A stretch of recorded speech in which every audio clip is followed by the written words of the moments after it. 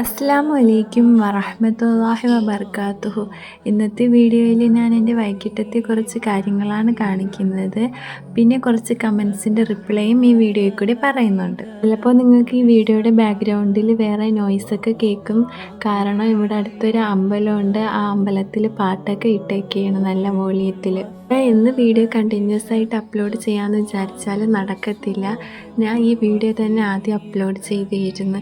എന്നിട്ട് പിന്നെ നോക്കിയിട്ട് അത് കാണാനില്ല. പിന്നെ ഒന്നുകൂടെ ഞാൻ എഡിറ്റ് ചെയ്തിട്ടാണ് ഇതിപ്പോൾ വീണ്ടും ഇടുന്നത്. ഇനി നമുക്ക് ഓരോ കമൻറ്റും നോക്കിയിട്ട് അതിൻ്റെ റിപ്ലൈ പറയാം. ഫസ്റ്റ് ഈ കമൻറ്റ് നോക്കാം. ഒരാൾ സ്വയം മരിച്ചു കഴിഞ്ഞാൽ അവരെന്തായാലും നരകത്തിലല്ലേ, അപ്പോൾ അവർക്ക് വേണ്ടി നമ്മൾ ദുആ ചെയ്തിട്ട് കാര്യമുണ്ടോ എന്നാണ് ചോദിച്ചേക്കുന്നത്. നമുക്ക് ഒരിക്കലും പറയാൻ പറ്റത്തില്ല ഒരാൾ സ്വയം മരിച്ചാൽ അയാൾ എന്തായാലും നരകത്തിലാണെന്ന്. കാരണം ഇതൊക്കെ അള്ളാഹുവിൻ്റെ കയ്യിലാണ് ഉള്ളത്. അള്ളാഹു ആണ് തീരുമാനിക്കുന്നത് അയാളെ സ്വർഗത്തിൽ വിടണോ നരകത്തിൽ വിടണോ എന്ന്. നബി സല്ലല്ലാഹു അലൈഹി വസല്ലം പറഞ്ഞിട്ടുണ്ട്, 3 തരം ആൾക്കാരിൽ നിന്ന് തെറ്റുകൾ രേഖപ്പെടുത്തത്തില്ല എന്ന്. ആരൊക്കെയാണെന്ന് വെച്ചാൽ, ഒന്നാമത്തത് ഉറങ്ങുന്ന ആൾ ഉറങ്ങി എണീക്കുന്നത് വരെ, രണ്ടാമത്തത് പ്രായപൂർത്തിയാവുന്നത് വരെ, മൂന്നാമത്തത് മെൻ്റലി ഇല്ലായിട്ടുള്ളവർ. ചില ആൾക്കാരുണ്ട്, അവർ സ്വയം മരിക്കുന്നത് അവരിങ്ങനെ ഓരോ പ്രശ്നങ്ങൾ സഹിക്കാൻ വയ്യാതെ അവരുടെ മാനസിക നില തന്നെ തെറ്റിപ്പോയിട്ടായിരിക്കും അവർ സ്വയമായിട്ട് മരിക്കുന്നത്. അങ്ങനെയുള്ള ആൾക്കാർക്കൊക്കെ അവരുടെ തെറ്റുകൾ രേഖപ്പെടുത്തത്തില്ല. അപ്പോൾ ഈ സ്വയമായിട്ട് മരിക്കുന്ന ആളുകൾ അങ്ങനെയാണോ മരിക്കുന്നതെന്ന് നമുക്കറിയാൻ പറ്റത്തില്ലല്ലോ. അപ്പോൾ നമുക്ക് ഒരിക്കലും പറയാൻ പറ്റത്തില്ല അവർ എന്തായാലും നരകത്തിലാണെന്ന്. നമ്മൾ അവർക്ക് വേണ്ടി പ്രാർത്ഥിക്കണം. ചിലപ്പോൾ അള്ളാഹു അവരുടെ തെറ്റുകളെല്ലാം പുറത്തു കൊടുക്കും. ഇനി നമുക്ക് ഈ കമൻറ്റ് നോക്കാം. Can you please do a video about simple നിക്കാഹ് ഇൻ ഇസ്ലാം, ലൈക്ക് എന്തൊക്കെ പറ്റും എന്തൊക്കെ പറ്റില്ല, എങ്ങനെ ആവണം അങ്ങനെയൊക്കെ. You did tell before that your നിക്കാഹ് is done. I think you deserve to talk about it. പിന്നെ ഉടനെ എന്തോ പ്രോഗ്രാം ഉണ്ടെന്ന് പറഞ്ഞില്ലേ, അത് ഹലാലായി എങ്ങനെ ചെയ്യാം എന്നൊക്കെ പറയുമോ? പറ്റുമെങ്കിൽ മതി. Just request from your younger sister. ഈ കമൻറ്റിൽ ചോദിച്ചിരിക്കുന്നത് നമുക്ക് എങ്ങനെ സിമ്പിളായിട്ട് നിക്കാഹ് ചെയ്യാം, എന്തൊക്കെയാണ് ഹറാമായിട്ടുള്ള കാര്യങ്ങളും ഹലാലായിട്ടുള്ള കാര്യങ്ങളൊക്കെ എന്നാണ്. എൻ്റെ അഭിപ്രായത്തിൽ ഒരു കല്യാണം ഹലാലായ രീതിക്ക് നടത്തണമെങ്കിൽ നിക്കാഹ് മാത്രം ചെയ്യണം. ബാക്കി എല്ലാ ഫംഗ്ഷനും നമ്മൾ ഹറാമിലേ കൊണ്ടെത്തിക്കത്തുള്ളൂ.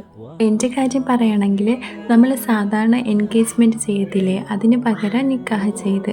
ഞാൻ ഫസ്റ്റ് നമ്മുടെ സാധാരണ കല്യാണത്തിലൊക്കെ ഉള്ള ഹറാം ആക്ടിവിറ്റീസ് എന്തൊക്കെയാണെന്ന് പറഞ്ഞു തരാം.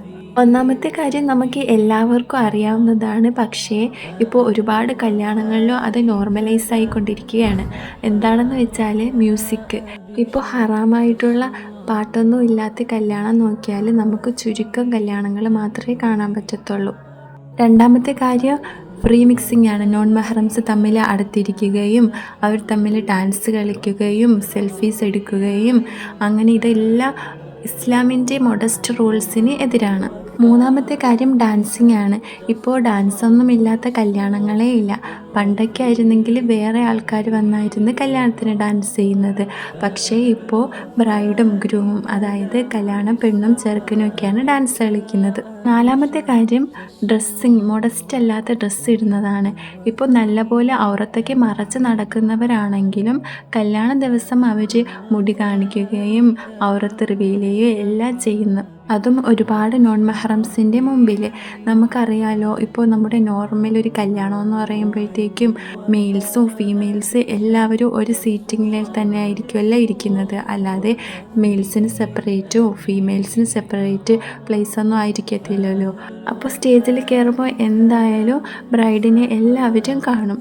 ബ്രൈഡ് മേക്കപ്പ് ചെയ്യുന്നത് പോലും ഹറാമാണ്. കാരണം നമുക്കറിയാലോ, സൂറത്തുൽ അഹ്സാബിലെ 31-ാമത്തെ ആയത്തിൽ അള്ളാഹു പറയുന്നത്, സ്ത്രീകൾ സാധാരണയായി കാണപ്പെടുന്നത് അല്ലാത്ത സൗന്ദര്യവും അതിനോട് അനുബന്ധിച്ചിട്ടുള്ള അലങ്കാരങ്ങളും മഹ്റം അല്ലാത്തവരിൽ നിന്ന് മറച്ചു വെക്കണമെന്ന്. അഞ്ചാമത്തെ കാര്യം ആവശ്യമില്ലാതെ പൈസ ചിലവാക്കുന്നതാണ്. അതായത് ഫയർ വർക്ക്സ്, സ്റ്റേജ് വർക്ക്സ്, ഒരുപാട് ഓവർ ഡെക്കറേഷൻസ് അങ്ങനെയൊക്കെ ചെയ്ത് നമ്മൾ ഒരുപാട് പൈസകൾ ചിലവാക്കത്തില്ലേ, അതൊക്കെ ഹറാമാണ്. ആവശ്യമില്ലാതെ വേസ്റ്റാക്കുന്നത് അള്ളാഹുവിന് ഇഷ്ടപ്പെടാത്ത കാര്യമാണ്. അള്ളാഹു പറയുന്നത് അവർ ശൈത്താൻ്റെ സഹോദരങ്ങളാണെന്നാണ്. 6ാമത്തെ കാര്യം ഷോയിങ് ഓഫാണ്. നമ്മൾ എവിടെ നിന്ന് കടമെടുത്തിട്ടായാലും നല്ല ആഡംബരവും ആർഭാടത്തോടെയും കല്യാണം കഴിക്കണം, മറ്റുള്ളവരുടെ കല്യാണത്തെക്കാട്ടി നന്നായിട്ട് നമ്മുടെ കല്യാണം ഇരിക്കണമെന്നൊക്കെ പറഞ്ഞിട്ട് ആൾക്കാർ ഒരുപാട് ആഡംബരം കാണിക്കും. പിന്നെ ഇതെല്ലാം എടുത്ത് സോഷ്യൽ മീഡിയയിൽ പോസ്റ്റ് ചെയ്യുകയും ചെയ്യും. നമ്മൾ ഒരു ദിവസം ചെയ്ത തെറ്റിന് പോസ്റ്റ് ചെയ്തതിലൂടെ നമ്മൾ എല്ലാ ദിവസവും തെറ്റ് വാങ്ങുകയാണ്. പിന്നെ അടുത്ത കാര്യം എന്ന് പറയുന്നത് നമ്മുടെ കല്യാണത്തിൻ്റെ ഫംഗ്ഷന് വേണ്ടി നമ്മുടെ നിസ്കാരം ഒഴിവാക്കുന്നതാണ്. എല്ലാവരും മറന്നു പോണ ഒരു കാര്യമുണ്ട്. കല്യാണം എന്ന് പറയുന്നത് ഒരു ഇബാദത്താണ് ഇസ്ലാമിൽ. അത് ഈ നമ്മുടെ ഹറാം ആക്ടിവിറ്റീസ് കൊണ്ട് ഇല്ലാതാവുകയാണ്. ഇനി നമുക്ക് എങ്ങനെ സിമ്പിളായിട്ടൊരു കല്യാണം കഴിക്കാമെന്ന് ഞാൻ പറഞ്ഞു തരാം. ഫസ്റ്റത്തെ കാര്യം നമ്മുടെ ഇൻറ്റൻഷനാണ്. നമ്മുടെ മനസ്സിലെ നീയത്ത് എന്തായിരിക്കണം? അള്ളാഹു പറഞ്ഞത് അനുസരിക്കുവാനും അള്ളാഹുവിൻ്റെ തൃപ്തിക്ക് വേണ്ടിയും നമ്മുടെ ചേസ്റ്റിറ്റി പ്രൊട്ടക്റ്റ് ചെയ്യാൻ വേണ്ടിയിട്ടും നബി സല്ലല്ലാഹു അലൈഹി വസല്ലമയുടെ സുന്നത്ത് ഫോളോ ചെയ്യുവാൻ വേണ്ടിയിട്ടും ഒരു റൈറ്റിയസ് ആയിട്ടുള്ള ഫാമിലി ബിൽഡ് ചെയ്യാൻ വേണ്ടിയിട്ടും ഞാൻ കല്യാണം കഴിക്കുന്നു എന്ന നീയത്ത് നമ്മുടെ മനസ്സിൽ വേണം. കല്യാണം കഴിക്കുമ്പോൾ ബ്രൈഡിൻ്റെയും ഗ്രൂമിൻ്റെയും പൂർണ്ണ സമ്മതം വേണം. സമ്മതമില്ലാതെ നിർബന്ധിച്ചൊന്നും കല്യാണം കഴിക്കാൻ പാടില്ല. ഇഷ്ടമില്ലാതെ നിർബന്ധിച്ചിട്ട് കല്യാണം കഴിക്കുന്നത് ഒരിക്കലും ഹലാലാവുകയുമില്ല. ബ്രൈഡിന് ഒരു വലി ഉണ്ടായിരിക്കണം, അതായത് സ്വന്തം വാപ്പായോ അല്ലെങ്കിൽ ഏറ്റവും അടുത്ത ഒരു മെയിൽ ഗാർഡിയൻ ഉണ്ടായിരിക്കണം. പിന്നെ അടുത്തത് മഹർ ഉണ്ടായിരിക്കണം. മഹർ എന്ന് പറയുന്നത് ഗ്രൂം കല്യാണ ചെറുക്കന് ബ്രൈഡിന് കല്യാണ പെണ്ണിന് കൊടുക്കുന്ന ഒരു ഗിഫ്റ്റാണ്. അത് സ്വർണമോ വെള്ളിയോ വാല്യുബിളായിട്ടുള്ള എന്തുമാവാം. കല്യാണ പെണ്ണാണ് അത് എന്ത് വേണമെന്ന് തീരുമാനിക്കാനുള്ളത്. കുറഞ്ഞത് 2 മുസ്ലിം സാക്ഷികൾ വേണം, അഡൾട്ടായിട്ടുള്ള. നിക്കാഹ് കോൺട്രാക്റ്റ് എന്ന് പറയുന്നത് വലി ഓഫർ ചെയ്യണം കല്യാണം, അത് അക്സെപ്റ്റ് ചെയ്യേണ്ടത് ഗ്രൂമാണ്.